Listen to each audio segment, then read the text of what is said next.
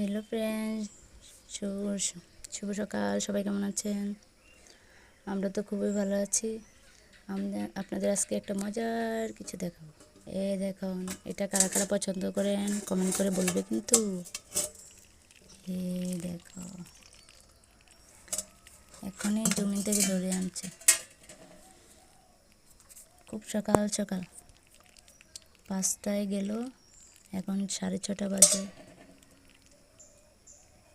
দেখছেন কীভাবে লাফাচ্ছে? দেখুন, আমার তো খুব পছন্দ এই ছোটো মাছ।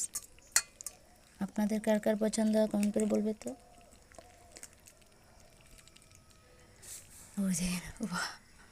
একটু তো লাফিয়ে গেল গা।